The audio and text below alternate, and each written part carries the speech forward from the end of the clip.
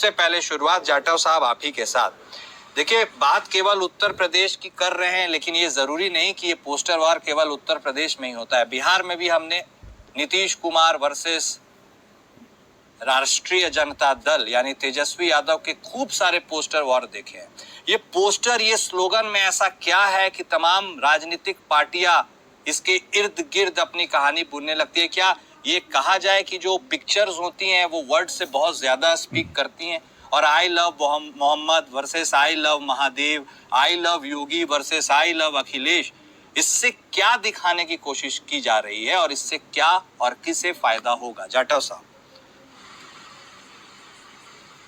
कुरान के जिस तरीके से पोस्टर का विषय है, तो प्रचार प्रसार करने का तो जितने भी सामाजिक क्षेत्र में काम करने वाले लोग हैं, राजनीतिक क्षेत्र में काम करने वाले हैं, वो अपना जो है पोस्टर के माध्यम से अपना उपस्थिति को दर्ज कराते हैं समाज के बीच में, और उसमें कुछ रचनात्मक चीजें भी पेश करते हैं, कुछ अच्छे स्लोगन भी लिखते हैं, जिससे कि जो है वो लोगों के मन तक पहुंचे विषय, और कुछ जैसे प्रोत्साहित भी करते हैं अपने नेताओं को। जैसे योगी जी जो है उत्तर प्रदेश में जिस तरीके से बेहतर काम किया, लॉ एंड ऑर्डर को उन्होंने पूरा व्यवस्थित बनाया हुआ है, उन सब चीजों को लेकर के भी कार्यकर्ता अपना नेताओं को, अपने मुख्यमंत्री को भी प्रोत्साहित करना, उसको लोगों के बीच में।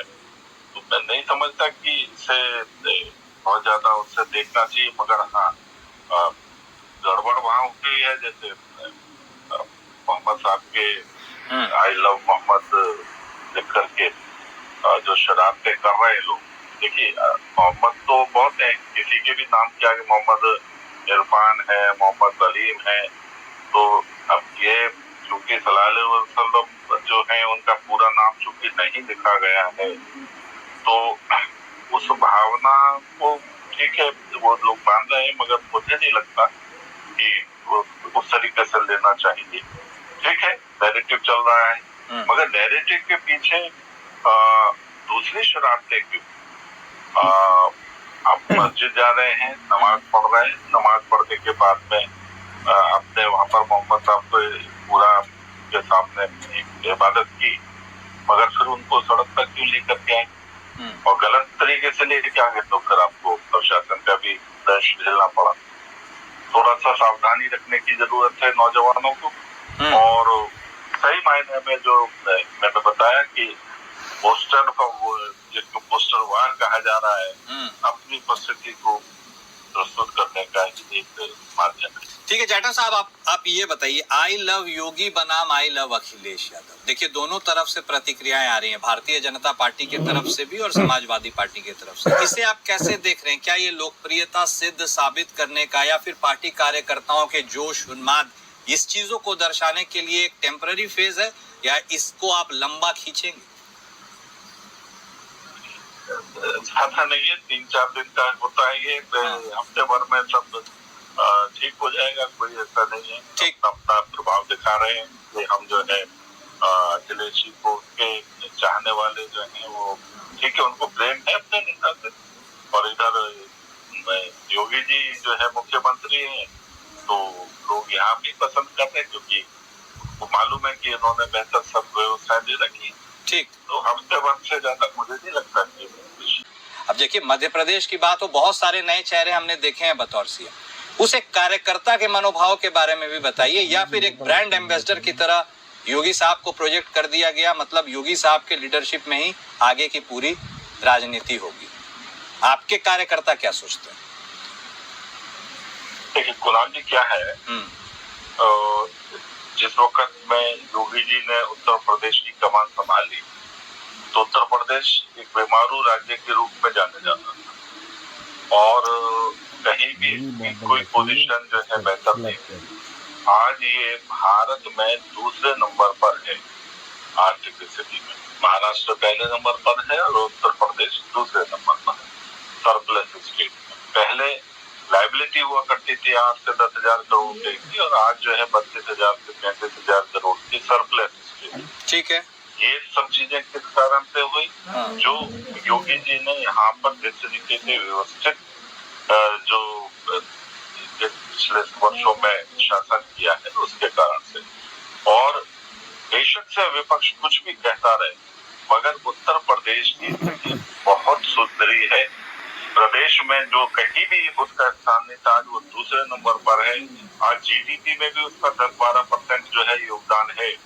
और तमाम निवेशक बाहर से उत्तर प्रदेश में निवेश करने के लिए आ रहे हैं, प्रदेशों से उत्तर प्रदेश में काम करने के लिए निवेश के लिए आ रहे हैं। तो इस प्रकार का जो शासन जो उत्तर प्रदेश को दिया, मुझे याद है 2014 से पहले हम गुजरात मॉडल को लेकर के चर्चाएं किया करते थे।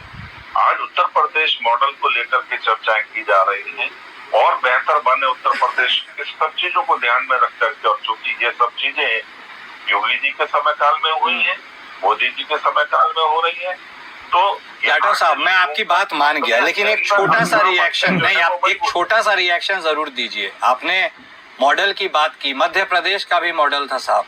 शिवराज सिंह चौहान बहुत लंबे समय से वहां पर बैटिंग कर रहे थे। आखिर एक नए चेहरे को आपने मौका दिया ना। 2 टर्म मान लीजिए, हो सकता है ये आउट ऑफ कंटेक्स्ट क्वेश्चन हो, लेकिन एक क्वेश्चन तो बनता है। उत्तर प्रदेश का भी एक आम कार्यकर्ता, चाहे मौर्य साहब की बात कीजिए, पाठक साहब की बात कीजिए, क्या उन सबके लिए भी नो वैकेंसी है? It is only and only Yogi? देखिए, ऐसा नहीं कहा जाएगा कि ये केवल योगी जी के लिए, भाजपा की टीम है और भाजपा के हमारे मुख्यमंत्री हैं।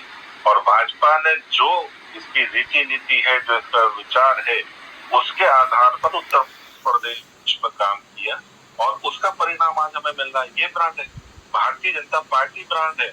अभी आपने ब्रांड की बात करी ना, तो ब्रांड बेसिकली व्यक्ति है, ब्रांड जो है वो भारतीय जनता पार्टी है, इसका कार्य करता है। लेकिन चेहरा योगी साहब का है। राजस्थान, दिल्ली में आपने भाजपा ब्रांड के उन मुख्यमंत्रियों को देखा जिनको आपने कभी भी नहीं देखा था मूवमेंट में। उत्तर प्रदेश में वो मुमकिन नहीं है, नहीं है ना? क्यों नहीं है? कहीं भी मुमकिन है, हर जगह मुमकिन है। भाजपा का मुख्यमंत्री होगा और फिलहाल हमारे पास में बहुत बेहतर चेहरा है योगी आदित्यनाथ जी के रूप में। तो वो चेहरा रत्न है, वो ब्रांड है। ठीक है, ओके दुबे साहब, अब देखिए वो सवाल था।